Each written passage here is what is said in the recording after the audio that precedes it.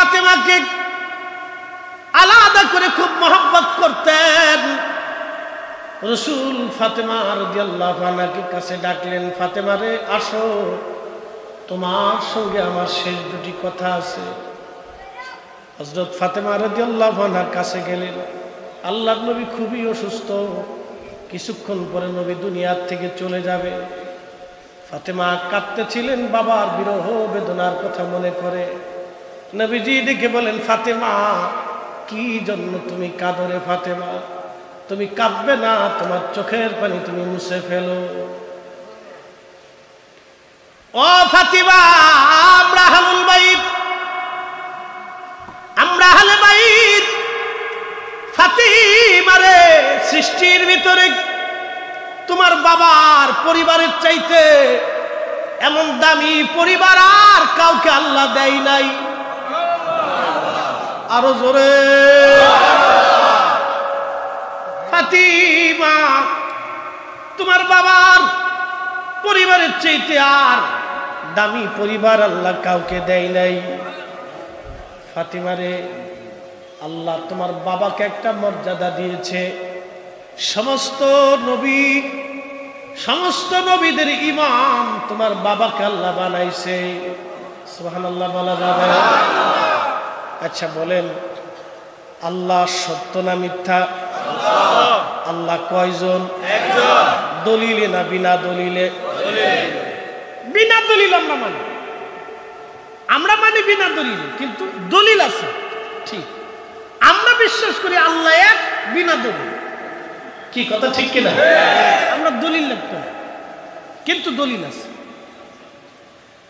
আল্লাহ এক, এতে কোনো সন্দেহ নাই।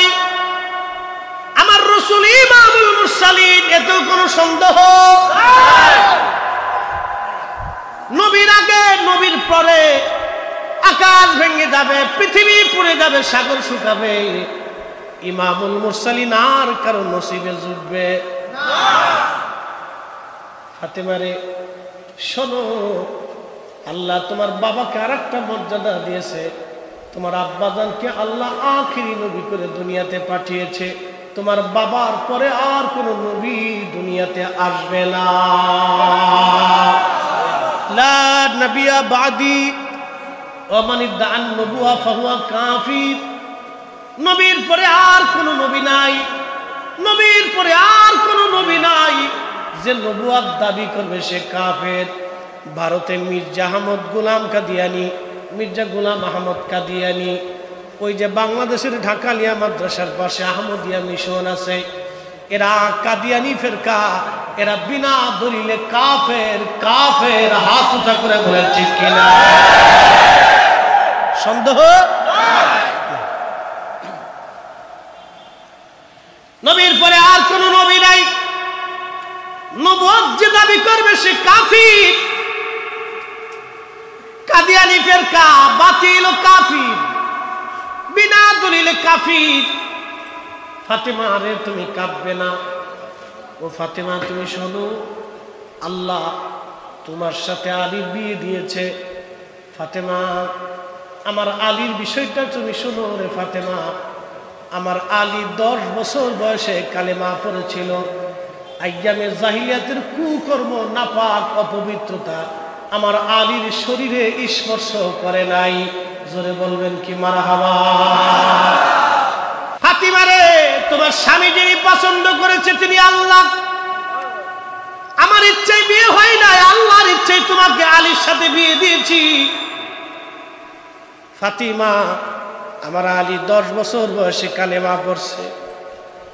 আমার আলীর শরীরে আইয়ামে জাহিলিয়াতের নাপাক, কুকর্ম, অকর্ম, অশরাবি, খারাবি, নাপাকি, গুনাহ খাতা আমার আলীর শরীরে কোনো নাপাক আল্লাহ লাগাই নাই।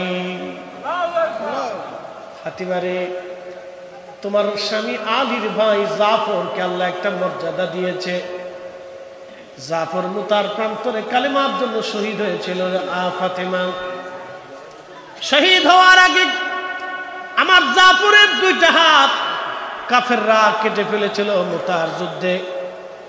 ফাতেমার 2টা হাত যখন কাটে, 2টা হাত কাটার কারণে আল্লাহ রাব্বুল আলামিন জান্নাতের ভিতরে আমার জাফরকে হাতের বদলতে আল্লাহ 2টা পাখা দিয়ে দিছে। আমার জাফর জান্নাতের 8টা জান্নাতের যেখানে খুশি সেখানে আমার জাফর উড়ে উড়ে উড়ে উড়ে ঘুরে বেড়ায়। নবীজি ফাতিমাকে বসাইয়া ইন্তেকালের আগে পরিবারের গুণাবলী বলতেছে যে ফাতেমা তুমি কাঁদবে না, চোখের পানি মুছে ফেলো, তোমার যে চোখের পানি আছে এটা মুছো। আর শোনো আল্লাহ আমাদের পরিবারকে কি পরিমাণে মর্যাদা দান করছে। ফাতিমা আমার চাচা আমির হামজা সৃষ্টির মধ্যে সাইয়্যিদুশ শুহাদা, সমস্ত শহীদদের তিনি শিরোতাজ। দিনের জন্য কালেমার জন্য যত মানুষ শহীদ হয়েছে, যত মানুষ শহীদ হবে, সমস্ত শহীদদের সর্দার আমার চাচাকে আল্লাহ বানাই দিয়েছে। ফাতিমা তোমার জন্য আরেকটা সুসংবাদ। বলেন আব্বাজান কি সুসংবাদ আছে? ফাতিমা রে তোমার 2টা সন্তান হাসান আর হুসাইন। ফাতিমা শোনো গো, আমার হাসান আর হুসাইনকে আল্লাহ সাইয়্যিদা শাবাবি আহলিল জান্নাত, জান্নাতের যুবকদের সর্দার আল্লাহ বানাই দিছে। যা কোনো পরিবারে আল্লাহ দেয় নাই। একবার জোরে বলা যাবে কি আল্লাহু আকবার। ফাতিমা রে তোমার জন্য আরেকটা মর্যাদা আছে আল্লাহ রাখছে। চোখের পানি মুছে ফেলো রে ফাতেমা, তোমার জন্য আল্লাহ আরেকটা মর্যাদা রাখছে।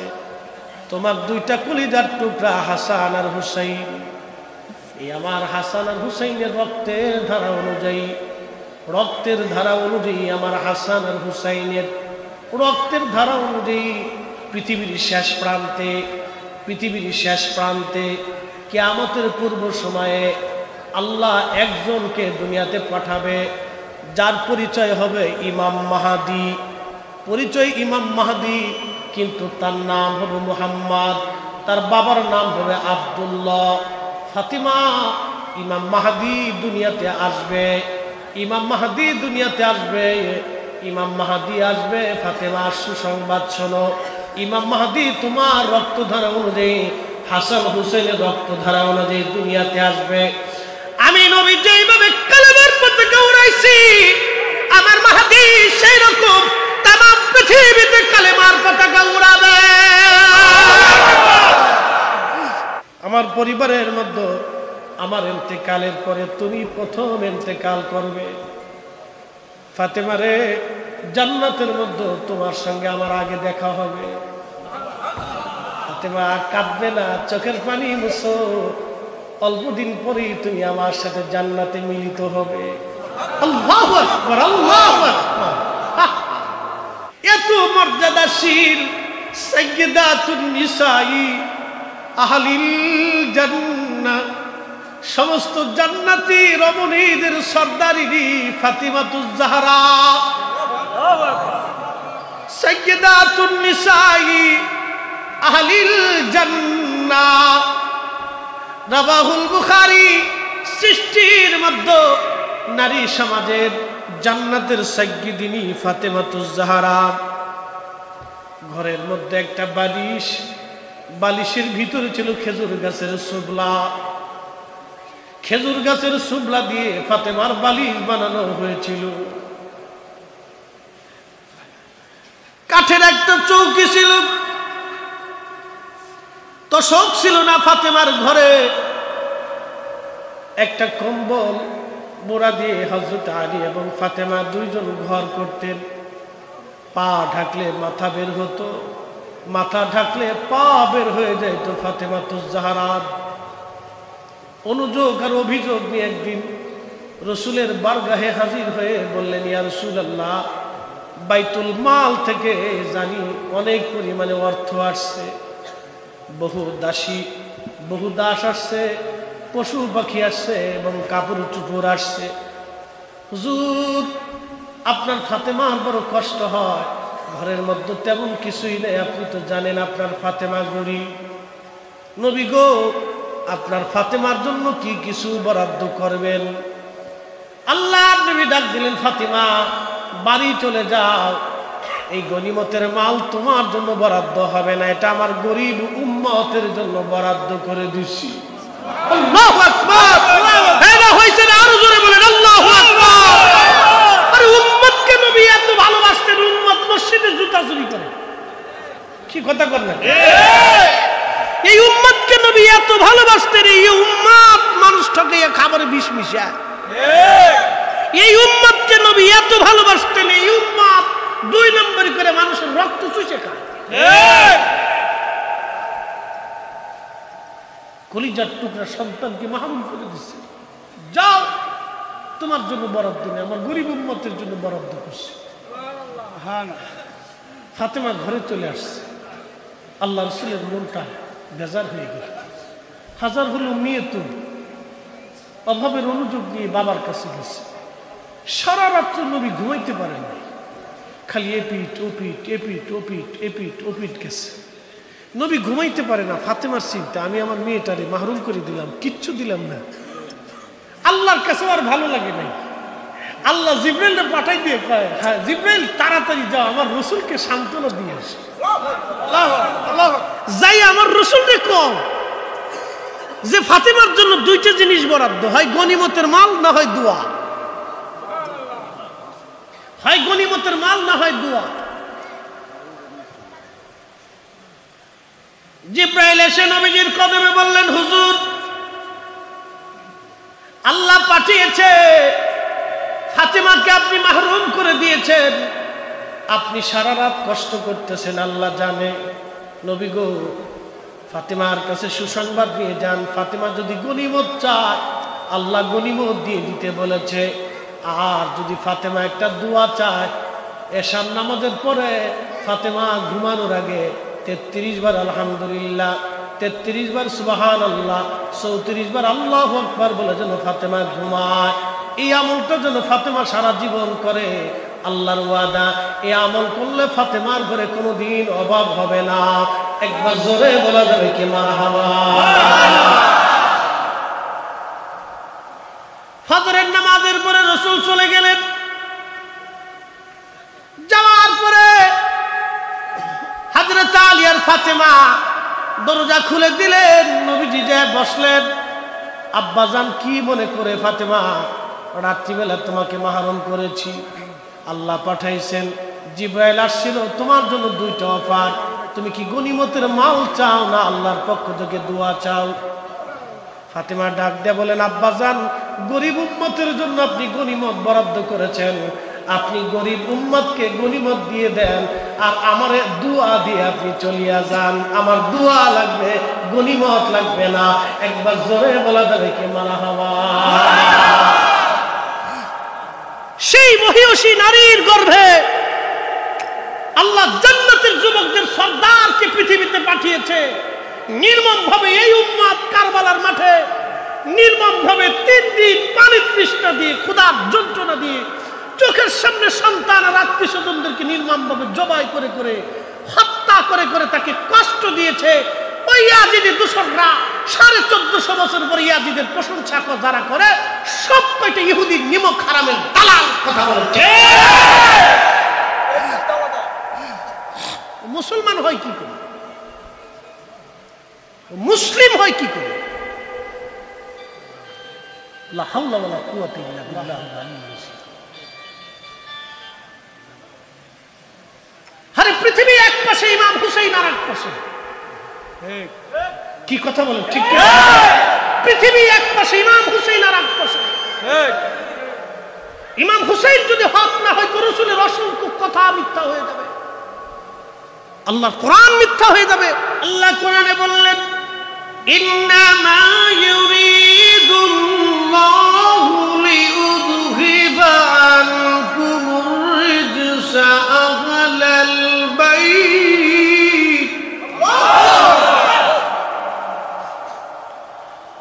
আহলাল বাইত ওয়া ইউতাহহিরাকুম তাতহীরা।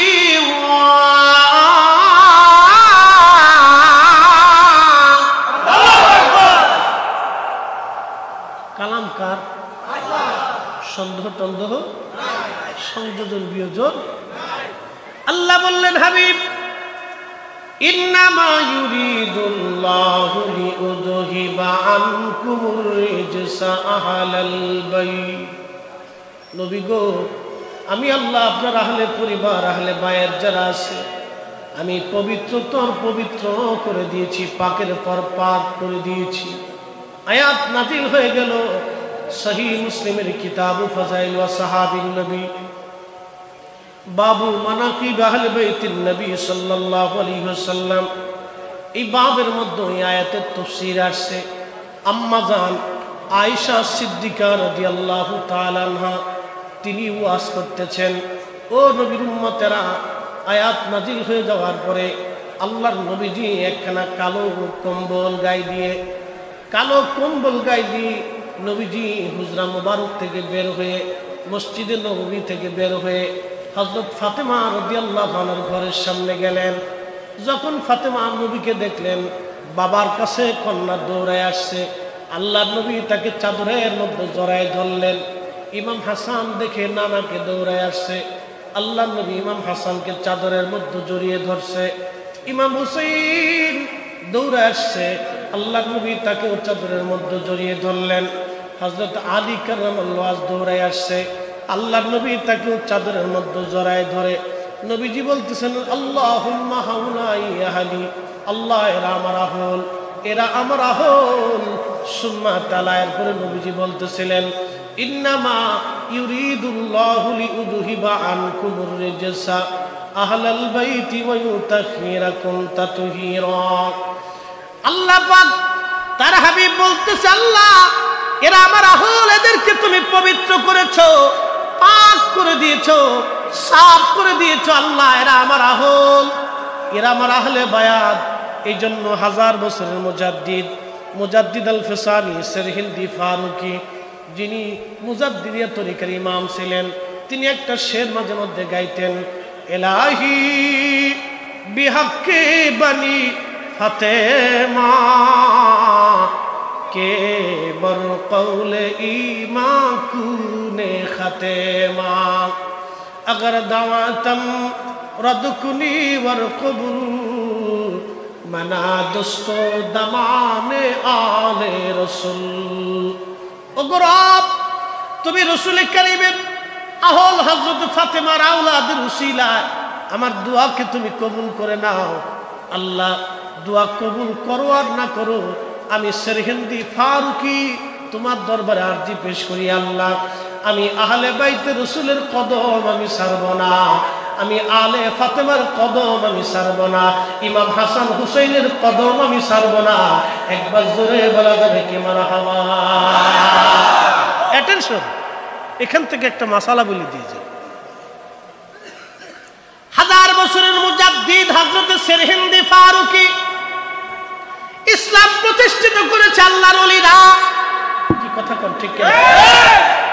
আজকে আপনারা মঞ্চ তৈরি করেছেন, বিরাট বড় আয়োজন করছেন, সুন্দর করে আপনারা চেয়ার পেতেছেন, মাইক বসিয়েছেন, আমাদের জন্য খাবারের ইন্তজাম করেছেন।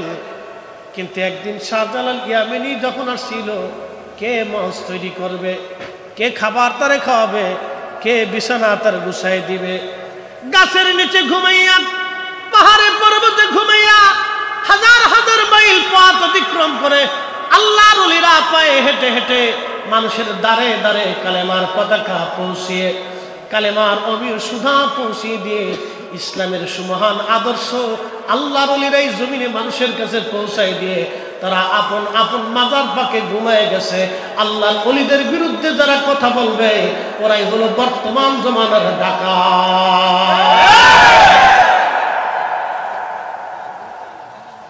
বাজান খুব মনোযোগ দিয়েন, খুব মনোযোগ দিয়েন। হযরতে মুজাদ্দিদ আল ফিসানি সেরহিন্দি রাহমাতুল্লাহ আলাইহি, তিনি মুজাদ্দিদ তরিকার একজন ইমাম। উনি 1000 বছরের মুজাদ্দিদ তাকে বলা হয়। উনি বলতেছে, আল্লাহ হাসান আর হুসাইনের উসিলায় আমার দোয়া কবুল করিয়া দাও।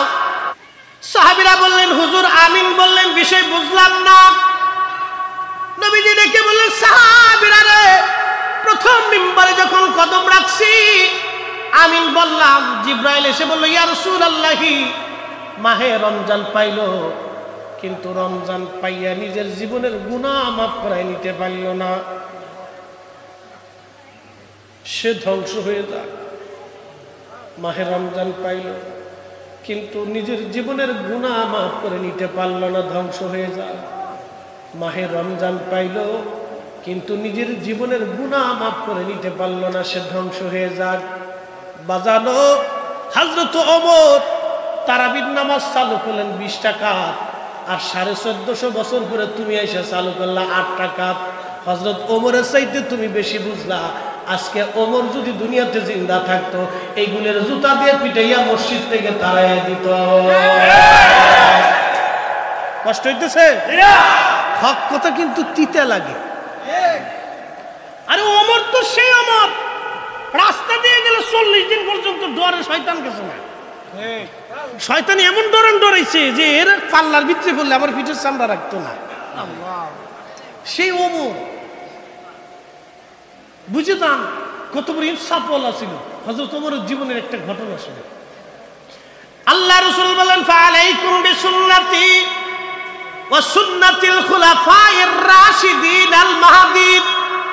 তোমরা আমি নবীর আদর্শ মানবা, সুন্নাহ মানবা। নবীজি যেই নীতিতে যেই রীতিতে জীবন চালিয়েছে, সেই নীতিতে ওই রীতিতে মানাটার নাম হলো সুন্নাহ। সাহাবায়ে কেরাম খোলাফায়ে রাশিদিন যেই নীতিতে যেই রীতিতে সাম্রাজ্য চালিয়েছেন, জীবন চালিয়েছেন, সেই রীতিতে সেই নীতিতে চলার নাম হলো খোলাফায়ে রাশিদিনের সুন্নাহ মানা। হযরত ওমর রাদিয়াল্লাহু তাআলা আনহু তিনি সেই বেটা। মনোযোগ দেন, মসজিদের মিম্বরে হযরত ওমর খুতবা দিবেন। ঠিক এমন সময় এক যুবক মসজিদে নববীর মধ্যে দাঁড়ায় বলল, ও খলিফাতুল মুসলিমিন, আপনি দাঁড়ান, পরে খুতবা দিবেন, আগে জবাব দিয়ে এলাম। অ্যাটেনশন, খুব ইম্পর্টেন্ট কথা। খলিফাতুল মুসলিমিন, আপনি পরে খুতবা দিবেন, আগে আমার জবাব দেন। বলো যুবক, কি জবাব?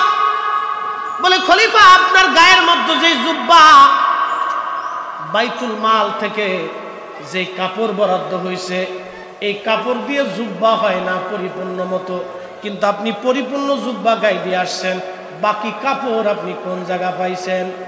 কেউ যদি গরিব মানুষের হক মেরে দিয়া, টাকা পয়সা মেরে দিয়া, ঘুষের কারবারি কইরা, সুদের কারবারি কইরা, গরিব মানুষের রক্ত শুষে দিয়া, সরকারি টাকা নষ্ট কইরা, সরকারি টাকা নষ্ট কইরা, সরকারি টাকা চুরি কইরা কেউ যদি হজে চলে দেয়া, উটের গোশত, খাসির গোশত, দুম্বার গোশত খাইয়া, কামা ঘর ধরিয়া, গিলাপ ধরেও কাঁদে, ৩৬,০০০ বছরও হজ করলে একটা হজ কবুল হবে না। কথা মানে বুঝেন নাই? বুঝে যাওয়াটা জরুরি।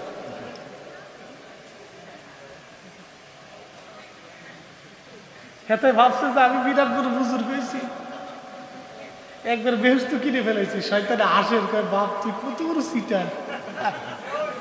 আমি ৯ লক্ষ বছর ধরে ইবাদত করছি, আমার ইবাদতে সিটারই ছিল না, আর তোর ৬০ বছরের জীবনে এত বড় সিটারি করতেছিস তুই। শয়তানে হাসে। এই জন্য আপনাদেরকে একটা কথা বলে দিয়ে যাই, আজকে সেজদা কবুল হওয়ার আগে রক্ত ঠিক করতে হবে। আল্লাহর জিকির কবুল হওয়ার আগে রক্ত ঠিক করতে হবে, ভিতরেরটা ঠিক করতে হবে।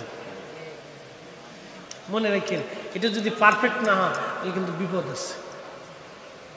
খলিফাতুল মুসলিমিন হযরত ওমরকে যুবক ডাক দিয়ে বলেন, খলিফা দাঁড়ান, খুতবা পরে দিবেন, আগে জবাব দিয়ে যান। আপনার জন্য বরাদ্দ হলো কাপড় বাইতুল মাল থেকে। একসাথে বলবেন সুবহানাল্লাহ। এই আমার দিকে তাকান, কত বড় খলিফা। বর্তমান সৌদি আরব, ওমান, ইয়ামান, কাতার, দুবাই, লেবানন, লিবিয়া, এরপরে সিরিয়া, জর্দান, এরপরে ফিলিস্তিন, এরপরে আপনার Tunisia, Morocco, Algeria, Nigeria, Sudan, Iran, এরপরে আপনার উজবেকিস্তান, তুজবেকিস্তান, এই বিরাট অংশের এক বিরাট খলিফা ছিলেন হযরত ওমর। আরো জোরে। কিন্তু ওনার সিংহাসন ছিল দুলা, মসজিদে নববীর বারান্দা, মসজিদে নববীর বারান্দা। আমি নবী না মানিলাম কি যে ভুল করিলাম, ভস্মে ঢালিলাম ঘি, মানুষ হইয়া ভবেতে আসিয়া মানুষের করিলাম কি। হযরত ওমর রাদিয়াল্লাহু তাআলা আনহু বলতেছিলেন, যুবক দাঁড়াও, তোমার প্রশ্নের জবাব আমি দিব। হযরত ওমরের চোখ বেয়ে বেয়ে পানি চলে আসছে। সাহাবীরা মনে করছে ওমর বুঝি বেজার হয়ে গেছে। আমরা হলে মসজিদের মধ্যে মারামারি লাগতো, ঝগড়া লেগে যাইতো, ক্ষমতার কারণে তার পুলিশ দিয়ে ধরাইতাম, তারে মারতাম, তারে ঘাট ধাক্কা দিয়ে মসজিদ থেকে বের করে দিতাম। হযরত ওমর ডাক দিয়ে বলেন, যুবক তুমি ঠিক করেছো। যুবক রে, তোমাদের মতো এরকম মুসলমান যতদিন পর্যন্ত দুনিয়ার মধ্যে জিন্দা থাকবে ততদিন পর্যন্ত আমার নবীর উম্মত মাথা উঁচু করে দাঁড়ায় থাকবে, আমার নবীর উম্মতের মাথা নিচু হবে না। একবার জোরে বলা যাবে আল্লাহু আকবার। সেই আমার 20 টাকা তারাবি চালু করছেন সাহাবে কিরামের উপস্থিতিতে। 10,000 সাহাবী, রানিং 9 জন জান্নাতি সুসংবাদ প্রাপ্ত সাহাবী উপস্থিত। আর হেতাই শায়েখ নাম দিয়ে, মাদানি নাম দিয়ে 8 টাকা তারাবি বানানো ভাইয়া 12 রাকাত চুরি করে ফেলছে। ও আন্তর্জাতিক খ্যাতি সম্পন্ন সুর। কি কথা খারাপ বলছি?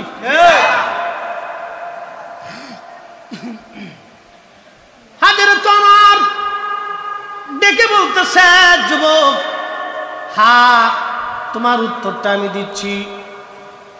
ছেলের নাম ছিলেন আব্দুল্লাহ ইবনে ওমর। হযরত আব্দুল্লাহ ইবনে ওমরকে বলেন, আব্দুল্লাহ দাঁড়াও, জবাবটা দিয়ে দাও। আব্দুল্লাহ ইবনে ওমর দাঁড়ায় গেলেন। হযরত ওমর রাদিয়াল্লাহু তাআলা আনহু জবাব দিলেন, ও যুবক, আমি জানি বাইতুল মাল থেকে যেই পরিমাণে কাপড় বরাদ্দ হলো এই কাপড় দিয়ে আমার জুব্বা হবে না। আমার ছেলে আব্দুল্লাহ ইবনে ওমর তিনি বলতেছেন, আব্বাজান এই টাকা দিয়ে আমি জানি আপনার এই কাপড় দিয়ে আপনার জুব্বা হবে না। আমার জন্য বাইতুল মাল থেকে একটা কাপড় বরাদ্দ হয়েছে। আব্বাজান আপনার কাপড় আর আমার কাপড় দুইজনের কাপড় মিলাইয়া আপনার জুব্বা বানাই দিই। ওই জুব্বা আপনি গায়ে দিয়ে খুতবা দিবেন। আপনি যেহেতু খলিফা, আপনার জুব্বার দরকার। আমার ছেলের কাপড় আর আমার কাপড় মিলাইয়া আমি জুব্বা বানাইছি, বাইতুল মাল থেকে অতিরিক্ত কোনো কাপড় আমি নেই নাই। একবার জোরে বলা যাবে কি মারহাবা। আল্লাহ রাসূল উম্মতকে ডেকে বলেন, উম্মত তোমরা শোনো, কিয়ামতের 72টা আলামত আছে। তার ভিতরে একটা আলামত হলো আমার উম্মতেরা আমানতের খেয়ানত করবে, আমানতের খেয়ানত বাড়বে, আমানতের খেয়ানত বাড়বে। সরকারি সম্পদকে বেসরকারি কর্মচারীরা নিজের সম্পদের মতো ব্যবহার করবে, সরকারি সম্পদকে সরকারি কর্মচারীরা নিজের সম্পদের মতো ব্যবহার করবে। উম্মত রে, তোমরা যদি এইগুলি দেখো তাহলে বুঝবা কিয়ামতের আলামতের সুগরা চলতেছে। বর্তমানে তাই বোঝা যায় এইগুলি কিয়ামতের আলামত চলতেছে। কথা বলেন ঠিক কিনা? কিয়ামত সন্নিকটে, মুসলমান বাঁচা লাগবে, বাঁচা লাগবে। আল্লাহর আদালত বড় কঠিন। দুনিয়ার আদালতে সুপ্রিম কোর্ট, আপনি ম্যাজিস্ট্রেট কোর্টে মামলায় হারেন, আপনার জন্য জজ কোর্ট আছে। জজ কোর্টে যদি মামলায় হারেন হাইকোর্ট আছে। হাইকোর্টে মামলায় হারলে সুপ্রিম কোর্ট, সুপ্রিম কোর্টে যদি মামলায় হারেন ও মুসলমান, শাসারের মুসলমান, কসুয়ার মুসলমান, আপনার জন্য রাষ্ট্রপতির দরওয়াজা খোলা আছে। কিন্তু কিয়ামতের মাঠে আল্লাহর আদালতে বান্দা যদি হেরে যায় তাহলে তার জন্য একটা আদালত খোলা, সেটা আমার রসুলের আদালত, আমার নবীর দরওয়াজা। আল্লাহর দরওয়াজা থেকে কেউ যদি বিতাড়িত হয়, আমার নবীর দরওয়াজা খোলা। আর আমার নবীর দরওয়াজা থেকে যদি কেউ বিতাড়িত হয়, আল্লাহর দরওয়াজা বন্ধ হয়ে যাবে। এই জন্য নবী সারা উম্মতের উপায় না। এই জন্য আমরা সুন্নিরা নবী নবী করি। রসুলের আদর্শটিকে দাব দিয়ে কামড় দিয়ে ধরে রাখা, এটা হলো আমরা বুদ্ধিমানের কাজ। বুদ্ধিমান যারা আল্লাহর নবীর আদর্শটাকে দাব দিয়ে কামড় দিয়ে ধরে রাখবে, এরা হলো বুদ্ধিমান। ও নবীর উম্মতেরা, খুব মনোযোগ দিয়ে শুনে যান। তাহলে হযরতে ওমর রসুলের দরওয়াজায় থেকে আল্লাহর নবীর চরিত্রে চরিত্রবান হয়ে নিজের জীবনটাকে হযরত ওমর ধন্য করেছিলেন। কি কথা বলেন ঠিক কিনা? ও নবীর উম্মত, আজকে নাস্তিকতাবাদে বিশ্বাসী একদল যুবক, এরা অনলাইনে অফলাইনে এবং অনলাইনে বিভিন্ন জায়গা মিডিয়াতে তারা এসে বলতেছে আল্লাহর নবী মরুর ডাকাত ছিল, নবীজি অধিক বিয়ে করেছিলেন নিজের কাম পিপাসা নিবারণ করার জন্য। কে আসতে হলো কেন? আরো জোরে বলেন। আরে হযরত ওমরের মতো ব্যক্তি দিন দুপুরে মানুষ জবাই যারা দিছে, যারা ওই জমিনে আইয়ামে জাহিলিয়াতে দিনে দুপুরে রাস্তাঘাটে যেখানে সেখানে মানুষ নারী নির্যাতন করেছে, মক্কার মানুষ নারীদেরকে উলঙ্গ কাবা শরীফের চারপাশে ঘুরাইছে, জীবন্ত নারীদেরকে যারা হত্যা করেছে, রসুলের দরবারে যে তারা স্বর্ণের মানুষ হয়েছে, আদর্শবান মানুষ হয়েছে, আজকে যারা নবীর চরিত্র নিয়ে বাজে কথা বলে আমাদের আর বুঝার বাকি নাই। তারা তাদের নিজেদের একটা পরিচয় আজকে ওপেন করে দিয়েছে।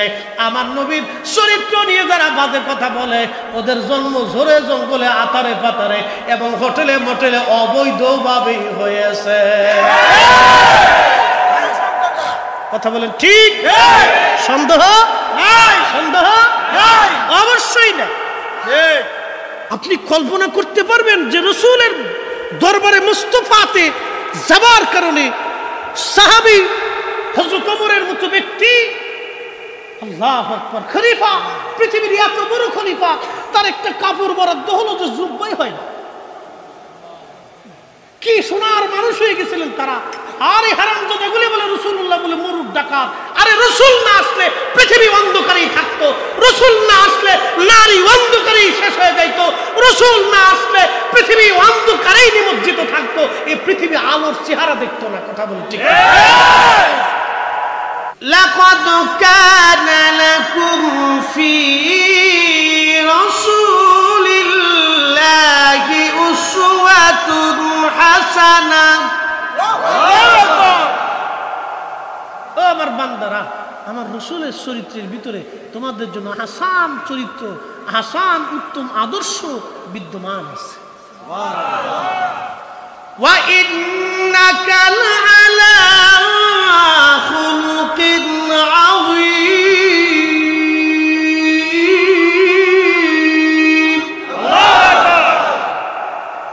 ও নবী, আপনি মহান চরিত্রের অধিকারী, মহান মহান মহান, যে চরিত্রওয়ালা কোনোদিন হয় নাই আর কোনোদিন হবে না, যে চরিত্রওয়ালা কোনোদিন হয় নাই আর কোনোদিন হবে না, আপনি মহান চরিত্রের অধিকারী। উম্মত যাতে নিজেকে পবিত্র রাখে, পাক ও সাফ রাখে, ফ্রেশ রাখে, রাসূল 1450 বছর আগে শিখিয়েছে। 1450 বছর আগে এই আধুনিক শিক্ষা ব্যবস্থা, বৈজ্ঞানিক ব্যবস্থা, চিকিৎসা ব্যবস্থা, গবেষণার ব্যবস্থা ছিল না। নবী বলছেন 3টা ঢিলা করো, সাহাবীরা করছে। নবী বলছেন পেশাব করার পরে ঢিলা করো, সাহাবীরা করছে, কোনো প্রশ্ন করে না। নবীর কথাগুলি বিনা বাক্যে সাহাবীরা মাইনে মাইনে চলছে। 1450 বছর পরে বিজ্ঞান গবেষণা করে দেখে যে না, 1450 বছর আগে আরবের মরুর অঞ্চলে একজন নবী আসছিলেন। এই নবী মানুষকে স্যানিটাইজেশন ব্যবস্থা 1450 বছর আগে, মানুষ যাতে পাক সাফ থাকে, মানুষের যাতে শরীরে ময়লা আবর্জনা না লাগে, সে যেন আক্রান্ত না হয়, জীবাণুতে আক্রান্ত না হয়, সে যাতে ডায়রিয়া কলেরা মহামারী না হয়, সেই জন্য রাসূল করিম তাকে ঢিলা কুলুপ শিখাইছে, হাত ধৌত করা শিখিয়েছে, এবং কি পেশাব করার পরে পবিত্রতা শিখিয়েছে, গোসল শিখিয়েছে, নিজেকে সাফ শিখিয়েছে, 5 ওয়াক্ত নামাজের মেসাক শিখিয়ে দিয়ে উম্মতকে মুখের দুর্গন্ধ থেকে, পয়জনের বিষ থেকে বাঁচানোর ব্যবস্থা করেছে। 1450 বছর পরে বিজ্ঞান বলে না, রাসূলের দেখানোটাই সঠিক। আজকে নাস্তিকতাবাদে বিশ্বাসে ওরা বলে রাসূল মরুর ডাকাত, তার মানে বোঝা গেল আসলেই ওরা জালেম। প্রিয় নবীর উম্মত, এই জন্য আপনাদের উচিত আল্লাহর হাবিবের প্রত্যেকটা সুন্নাহকে মেনে মেনে চলা। আপনারা চেষ্টা করবেন রাসূল কারীম সাল্লাল্লাহু আলাইহি সাল্লামের সুন্নাহগুলি মেনে চলতে। প্রত্যেকটা সুন্নাহের ভিতরে আল্লাহর হাবিবের প্রত্যেকটা সুন্নতের মধ্যে আমাদের জন্য উপকার নিহিত আছে। আল্লাহ রাসূল বলতেন, মান আহাব্বা সুন্নতি ফাকাদ হাব্বানি ওয়া মান হাব্বানি কানা মাই ফিল জান্নাহ। ও আমার উম্মতেরা, তোমরা যারা আমি নবীর সুন্নাহ আদর্শকে মহব্বত করবে তারা আমি নবীকে মহব্বত করবে, আর আমি নবীকে মহব্বত করলে তোমরা আমার সঙ্গে আল্লাহর জান্নাতে চলে যাবে। 1450 বছর আগে আল্লাহর নবীজি দাড়ি রাখতে বললেন। এই যে দাড়ি নবীজি চাষেন নাই, কাটেন নাই, ছাটেন নাই, কেন? এর ভিতরে অনেক গুরুত্ব নিহিত আছে। দেখেন, আমরা হুজুর যারা আছি আমরা কখনো দাড়ি ছাটি না, কাটি না, তারপরে আমরা বুঝি বিয়ে থা হয় না। প্রিয় মুসলমান, একজন স্ত্রীর স্বামীর কি সব কিছুকে পছন্দ করতে হবে? তার মানে স্বামী যদি হক হালাল পথে চলে, স্ত্রী তাকে মেনে নিতে হবে। আমি আমার যুবক বন্ধুকে বলবো, হুজুর আলেমদের চেহারার দিকে আপনারা তাকাবেন, মুরব্বীদের চেহারার দিকে তাকাবেন, যারা 5 ওয়াক্ত ঠিক মতো নামাজ পড়ে এদের চেহারার দিকে তাকায় দেখবেন চেহারায় নূর চমকায়। কি কথা কম ঠিক কিনা? তার ভিতরে 1 নম্বর কারণ, এরা 5 ওয়াক্ত ওযু করে নামাজ পড়ে। যখন আল্লাহর বান্দা ওযু করে, পেশাব পায়খানা থেকে আসার পরে ওযু করে, তখন তার চেহারা অটোমেটিক নূরানি আল্লাহ বানায় দেয়। কিয়ামতের মাঠে ওই চেহারাগুলি নূরানি থাকবে। সাহাবায়ে কেরাম নবীজি বলতেছেন, উম্মতেরা রে, কিয়ামতের মাঠে আমি আমার উম্মতদেরকে ডেকে ডেকে ডেকে ডেকে নিয়ে হাউজে কাউসারের পানি পান করাবো। আমি ডেকে ডেকে নিয়ে আমি জান্নাতে নিয়ে চলে যাব। সাহাবীরা বলেন, হুজুর কিয়ামতের মাঠে আপনি উম্মত কিভাবে চিনবেন? আল্লাহর নবী ডাক দিলেন, সাহাবীরা রে, আমি উম্মত চিনবো, আমার উম্মতেরা 5 ওয়াক্ত নামাজ পড়বে, ওযু করবে। এই ওযুর চিহ্নগুলি তাদের নূর চমকাইতে থাকবে। এই ওযুর চিহ্নগুলি নূর চমকাইতে থাকবে। ওই নূর দেখে দেখে আমি নবীজি তাদেরকে ডেকে ডেকে নিয়ে হাউজে কাউসারের পানি পান করাবো। তাহলে দুনিয়াতেও নূর চমকাবে, হাসরের মাঠেও নূর চমকাবে যারা নিয়মিত ওযু করে। এই জন্য পেশাব পায়খানার থেকে আসার পরে ওযু করে। কুল ইন্নাল মাউতাল্লাযী তাফিরুনা মিনহু ফাইন্নাহু মুলাকীকুম সুম্মা তুরাদ্দুনা ইলা আলিমিল গায়বি ওয়াশ শাহাদাহ। 250 গ্রাম বাদামওয়ালা মাপতে মাপতে এদিক দিয়ে 25 গ্রাম খাইয়া শেষ করছে। কি কথা কন না কেন? এদিক দিয়ে 25 গ্রাম নাই, 25 গ্রাম শেষ। 25 গ্রাম শেষ হয়ে গেছে, 25 গ্রাম তার নাই। আচ্ছা, আপনারা বলেন যে 25 গ্রাম খাইলো হালাল না হারাম? এই 25 গ্রাম বাদামের জন্য, 10 গ্রাম বাদামের জন্য কিয়ামতের মাঠে ওই বাদামওয়ালার পিছনে হাজার হাজার বছর দৌড়াইতে হবে। বাদামওয়ালা মাফ করে দে। আল্লাহর একজন ওলি, তার নাম ইব্রাহিম বিন আদহাম। ইব্রাহিম বিন আদম রাহমাতুল্লাহি আলাইহি, উনি মক্কাতুল মুকাররমায় হজ করলেন। চিন্তা করলেন, আমি একটু বাইতুল আকসা থেকে ঘুরে আসি, কারণ বাইতুল আকসাতে নবীরা ইবাদত করছে, আমি একটু বাইতুল আকসা থেকে ইবাদত করে আসি। ইব্রাহিম বিন আদম রাহমাতুল্লাহি আলাইহি মক্কার বাজারে গেলেন। চিন্তা করলেন, 1 শাহ খেজুর কিনবেন, 1 শাহ খেজুর। এই 1 শাহ খেজুর কেনার পরে একটা করে খেজুর প্রত্যেক দিন সেহরি করবেন, আর একটা করে খেজুর দিয়ে তিনি ইফতার করবেন। সারাদিন রোজা রাখবেন, সারা রাত্রি ইবাদত করবেন, সারাদিন পথ চলবেন, এইভাবে বাইতুল আকসা যে পৌঁছাবেন। এই চিন্তা করে তিনি খেজুরের দোকানদারের কাছে গেলেন। দোকানদারের কাছে যাইয়া খেজুরের দোকানদারের কাছে যে খেজুর কিনলেন। কিন্তু 1 শাহ খেজুর কেনার সময় খেজুরওয়ালা যখন ওই আপনার কি বলে খেজুরের টুপলার মধ্যে খেজুর দিচ্ছিলেন, তখন একটা খেজুর বেশি চলে গেছে। ইব্রাহিম বিন আদম একটা খেজুর আর ফেরত দেন নাই। চিন্তা করলেন, 1 শাহ খেজুরের মধ্যে একটা খেজুর তেমন আর কিছু না, এই একটা খেজুর তিনি আর ফেরত দিলেন না। তিনি চিন্তা করলেন, একটা খেজুর তেমন কিছুই না, এই একটা খেজুর তেমন কিছুই না। হযরত ইব্রাহিম বিন আদম ওই খেজুর কেনার জন্য খেজুর কিনে উনি রওনা করলেন, কিন্তু ফেরত দিলেন না। প্রত্যেক দিন সন্ধ্যার সময় একটা খেজুর দিয়ে ইফতার করেন, সেহরির সময় একটা খেজুর দিয়ে সেহরি করেন। এইভাবে সারা রাত্রি ইবাদত করলেন, সারাদিন পথ চলতে লাগলেন। চলতে চলতে 1 মাস সময় লাগলো মক্কা থেকে বাইতুল আকসা পৌঁছাইতে। বাইতুল আকসা যাওয়ার পরে ইব্রাহিম বিন আদম রাহমাতুল্লাহি আলাইহি চিন্তা করলেন, আজকের রাতটা একটু বিশ্রাম করি, কালকে রাত থেকে আবার ইবাদত করব। এশার নামাজের পরে বালিশ ছিল না, কাঁথা কম্বল ছিল না।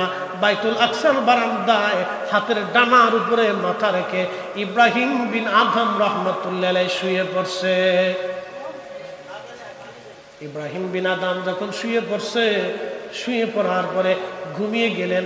স্বপ্নের মধ্য থেকে 2 জন ফেরেশতা বাইতুল আকসার বারান্দা দিয়ে যায়। একজন ফেরেশতা আর একজনকে বলে, ভাই তুমি কে রে চিনো? ফেরেশতা বলে, না আমি তো তারে চিনলাম না। বলে, ইনি জমানার ওলি ইব্রাহিম বিন আদম রাহমাতুল্লাহি আলাইহি, অনেক বড় বুজুর্গ। আল্লাহ পাওয়ার জন্য বাদশাহী সারিয়া দিয়া, জমিদারি সারিয়া দিয়া আল্লাহ পাওয়ার জন্য আজকে দিনহীন অবস্থায় বের হয়ে গেছে। দুনিয়াকে লাথি মেরে দিয়ে আল্লাহ পাওয়ার জন্য রাস্তায় বের হয়েছে, আল্লাহর রাস্তায় বাইতুল আকসায় আসছে। আজকে 1 মাস হলো সারা রাত ইবাদত করে, সারাদিন পথ চলে, একটা খেজুর দিয়ে ইফতার করে, একটা খেজুর দিয়ে সেহরি করে। কিন্তু আজকে 1 মাস হলো তার কোনো দোয়া ইবাদত আল্লাহর কাছে কবুল হয় না। কোনো দোয়া ইবাদত আল্লাহর কাছে কবুল হয় না। ওই ফেরেশতা বলতেছে, কারণ কি? বলতেছে, সে মক্কার বাজারে খেজুর কিনেছিল 1 সা, কিন্তু একটা খেজুর তার বেশি চলে আসছে। সে ফেরত না দেওয়ার কারণে আজকে 1 মাস হলো কোনো দোয়া ইবাদত আল্লাহর দরবারে কবুল হয় না। উপায় নাই, উপায় নাই, উপায় নাই। ইব্রাহিম বিন আদম রাহমাতুল্লাহি আলাইহি ঘুম ভেঙে গেল। ঘুম ভেঙে যাওয়ার পরে তার স্মরণে আসছে, আমি তো একটা খেজুর ফেরত দিই নাই। পাগলের মতো হয়ে গেছে, এখন পাগলের মতো কাঁদতেছে, আল্লাহ আমার উপায় কি হবে এখন? আমি আল্লাহ পাওয়ার জন্য বাদশাহী ছাড়ছি, জমিদারি ছাড়ছি, কোটি কোটি টাকা সম্পদ ছেড়ে দিছি। আজকে একটা খেজুরের জন্য 1 মাস হলো ইবাদত কবুল হয় না। এই অবস্থায় যদি আমার মরণ এসে যায় তো উপায় কি হবে? কোরআন আল্লাহ বলতেছে, ইন্নামাল মুমিনুনা আল্লাযীনা ইযা যুকিরাল্লাহু ওয়াজিলাত কুলুবুহুম।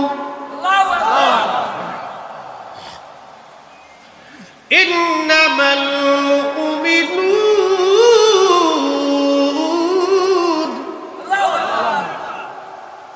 নিশ্চয়ই তারাই মুমিন। মুমিন তো তারাই যাদের অন্তরে আল্লাহর স্মরণ আসার সাথে সাথে অন্তরগুলি আল্লাহর ভয়ে থরথর করে কাঁপতে থাকে। দৌড়াই হাঁপাইয়া সে উজু করতো, তারপর আজান দিত। 15 মিনিট দেরি হইতো, তারপরে সে আজান দিত। এই যে ইখলাস, আজানের প্রতি মোহাম্মত, আল্লাহু আকবার, আল্লাহু আকবার।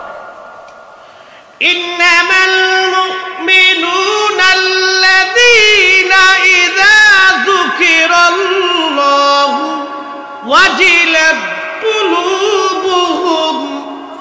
আল্লাহু আকবার। প্রিয় মুসলমান, মুমিন তো তারাই যাদের অন্তরে আল্লাহ স্মরণ আসার সাথে সাথে অন্তর আল্লাহর ভয়ে কাঁপতে থাকে। ইব্রাহিম বিন আদম রাহমাতুল্লাহি আলাইহি কান্না শুরু করছে, আল্লাহ উপায় কি হবে? দৌড়াইয়া বাইতুল আকসা থেকে রওনা করলেন। আবার সুদূর মক্কাতুল মুকাররমায় চলে আসছে। যেই খেজুরের দোকান, খেজুর কিনেছিলেন ইব্রাহিম বিন আদম, সেই খেজুরের দোকানদারের কাছে যায় দেখলেন আগের দোকানদার নাই, একটা ছেলে বসে আছে। সালাম দিয়ে বলেন, বাবারে 2 মাস আগে তোমার এই দোকান থেকে আমি খেজুর কিনেছিলাম, একজন মুরব্বী ছিল, সে কোথায়? ছেলেটি বলল, হুজুর তিনি আমার আব্বা জান। আজকে 1 মাস হয়েছে আমার আব্বা জান গত হয়েছেন, ইন্তেকাল করেছে। ইব্রাহিম বিন আদম কেঁদে দিয়ে বলেন, বাবারে আমি একজন দিনহীন আল্লাহর পথের মুসাফির, তোমার আব্বা জানের কাছ থেকে আমি 1 শা খেজুর কিনেছিলাম, একটা খেজুর বেশি চলে গিয়েছিল। বাবারে আমি তেমন কিছু মনে না করে আমি খেজুর ফেরত দেই নাই, কিন্তু আজকে 2 মাস হলো আমার কোনো দোয়া, কোনো ইবাদত আল্লাহ দরবারে মঞ্জুর হয় না। বাবারে আমার ওই একটা খেজুরের দিনা দয়া করে তুমি মাফ করে দাও। ছেলেটা ডাক দিয়ে বলল, হুজুর খেজুর যখন কিনেছেন তখন আমার আব্বাজানের কাছ থেকে একটা খেজুরের মালিক ছিল আমার আব্বাজান, এখন ওয়ারিশ সূত্রে খেজুরের মালিক আমি, আমার মা, আমার ছোট বোন।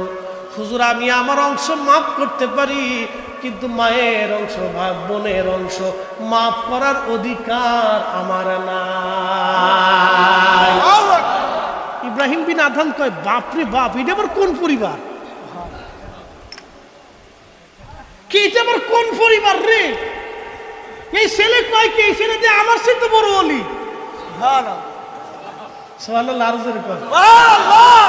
নেতার উপর দিয়ে নেতা আছে না নাই? বাপের উপর দিয়ে বাপ আছে না নাই? এক বুড়া চিন্তা করছে একটু হস করে আসি, তো ছেলেদেরকে কয়, বাপ আমি তো বুড়া হয়ে গেছি গা, তো তোরা আমার একটু সামানা টামানা দিয়ে দিয়ে আমি গাদার পিঠে শুয়ে দিয়ে কাফেলার সাথে যাই। তো ছেলেরা চিন্তা করলো আব্বা বুড়া হয়ে গেছে, আচ্ছা টাকা পয়সা দিয়ে সামানা টামানা দিয়ে এই কাফেলার সাথে আগে তো হাইটে যাওয়া লাগতো, এই একটা গাদার উপর চাপাই দিয়ে বাপরে কাফেলার সাথে দিয়ে দিছে। তো কাফেলা চলতে চলতে চলতে চলতে এক কারিয়ার পাশ দিয়ে যাচ্ছে। বুড়া বুড়ার দুঃখ বুঝবে, তো তুমি কাঁদতেছো কেন বুড়া ভাই? বলে আর বলো না, বড় দুঃখে কাঁদতেছি। বলে দুঃখ কি? আমার বাপ আমার উপরে লাঠি দিয়ে পিটিয়েছে। চিন্তা করতে পারছে, তোমার বাপও আছে, তুমি যে বুড়ার বুড়া তোমার বাপও আছে? কোহা আছে। তাহলে তোমার বাপরে একটু দেখা লাগে কেমন বুড়ার বুড়া, হেতে আবার লাঠি দিয়েও ফিটিয়েছে, তাহলে কেমন বুড়া একটু দেখতা। তাহলে বাচ্চল বাচ্চা দেহে এই জল চকির উপরে এক খুনখুনে বুড়া, খুব শাটিং শুটিং বুড়া। কিছু বুড়া আছে দেখবেন খুব শক্ত বুড়া। কি কথা দেখেন, জোয়ারের তো শক্ত। এই বুড়া বইয়ে রয়েছি, সালাম দিয়ে কই, বুড়া চাচা কে? বুড়া কালে বুড়া গুলাটা কিল লেগে ফিটাইছো? সাথে ফিটাইছি, হেতে ওর দাদার সাথে বিয়াদবি করছে, দাদার লোকে বিয়াদবি করছে, আমি ধরে ফিটাইছি। হেতার দাদা আসেনি, কহ ঘরের ভিতরে যায় দাও। পুরো সর্বনাশ, আমার আর বুড়া দেওয়ার দরকার নেই। ইব্রাহিম বিন আদহামকে সর্বনাশ, এটা তো আমার চাইতে বড় অলি। আল্লাহু আকবার, আল্লাহু আকবার। একটা খেজুরের দিনা মাফ করতেছে না, ওই ওয়ারিশ সূত্রে সে মালিক, তার বোনে মালিক, তার মায়ে মালিক। মারটা মাফ করতে পারবে না, বোনেরটা মাফ করতে পারবে না, কিন্তু নিজেরটা মাফ করতে পারবে। এটা কেমন হিসাবি লোক রে, কেমন ইনসাফওয়ালা আল্লাহর বান্দা। ইব্রাহিম বিন আদহাম ডেকে বলে, বাবারে আমি জানি তোমার অংশ তুমি মাফ করবে, কিন্তু তোমার মার কাছে নিয়ে চলো, আমি তোমার মার কাছ থেকে ক্ষমা চেয়ে নিব। চলে গেছে বাড়ি, সালাম দিলেন পর্দার আড়ালে। কে আপনি? বলে আমি একজন মেহমান, ইব্রাহিম বিন আদহাম। বোন আমার, আপনার স্বামীর কাছ থেকে 2 মাস আগে খেজুর কিনেছিলাম, একটা খেজুর বেশি চলে গেছে, ফেরত দেই নাই। 2 মাস হলো কোনো দোয়া কোনো ইবাদত কবুল হয় না। বোন আপনি মেহেরবানি করে খেজুরের দিনাটা আমারে মাফ করে দেন। মহিলা ডাক দে বলল, হুজুর ক্ষমা করবেন, ওই খেজুরের মালিক ছিল আমার স্বামী, এখন ওয়ারিশ সূত্রে খেজুরের মালিক আমরা 3 জন, আমার ছেলে, আমার মেয়ে, আমি নিজে। হুজুর আমি আমার নিজের অংশ ক্ষমা করে দিতে পারি, কিন্তু আমার ছেলের অংশ, মেয়ের অংশ ক্ষমা করার অধিকার আমার নাই। কেমন বিবির বিবি, এই জন্য আল্লাহ রাসূল বলছে, উম্মত রে তোমরা নারী দেখে বিয়ে করবে যে নারী পর্দাশীল, পরহেজগার। মারহাবা কর, মারহাবা। ইব্রাহিম বিন আদহাম দেখে বলে, বোন আমার, আপনার ছেলের অংশ ক্ষমা করে দিয়েছে, আপনার অংশ মাফ করে দেন। হুজুর তাহলে আমার মেয়ের অংশ ক্ষমা করতে পারবো না। আপনার মেয়ে কোথায়? বলে বিয়ে দিয়েছি, শ্বশুর বাড়ি চলে গেছে, ঠিকানা দেন, আমি সেইখানে যে আমি ক্ষমা চেয়ে আসবো। ইব্রাহিম বিন আদহাম সেইখানে রওনা করলেন। যাওয়ার পরে সালাম দিলেন, বললেন, মা 1-2 মাস আগে তোমার আব্বার কাছ থেকে খেজুর কিনেছিলাম একটা খেজুর বেশি চলে যাওয়ার কারণে ও মা আজকে 2 মাস হলো কোনো দোয়া কোনো ইবাদত খোদার দরবারে কবুল হয় না রে মা। ও মা তোমার কাছে আসছি, খেজুরের দিনা দয়া করে মাফ করে দাও। মেয়েটা ডাক দে বলে হুজুর ক্ষমা করবেন, খেজুরের মালিক ছিল আমার আব্বা জান, এখন খেজুরের মালিক আমরা 3 জন, আমার বড় ভাই, আমি নিজে আর আমার মা। হুজুর আমি আমার অংশ ক্ষমা করে দিতে পারি, কিন্তু মায়ের অংশ ভাইয়ের অংশ ক্ষমা করার অধিকার আমার নাই। ইব্রাহিম বিনা দাম সেজদার মধ্যে পড়ে গেলেন। আল্লাহ পরিবার দেখেছে, এমন সুন্দর পরিবার আমি পাই নাই। ভাবছিলাম আমি ইব্রাহিম বিনা দামি একাই খালি তোমার ইবাদত করি, এখন দেখি না পরিবার শুদ্ধ এমন মানুষ যারা তাদের একটা পায় হক আদায়ের ব্যাপারে তারা খুব বিচক্ষণ এবং তারা সচেষ্ট। রব্বুল আলামিন তুমি আমার কি দেখাইলা, আমি ইব্রাহিমের চোখ আরো খুলে দিলা। তবে রব তোমার দরবারে শুকর যে আল্লাহ একটা খেজুরের দিনে আমি ক্ষমা করতে পেরেছি। একবার জোরে বলা যাবে কে মারহাবা।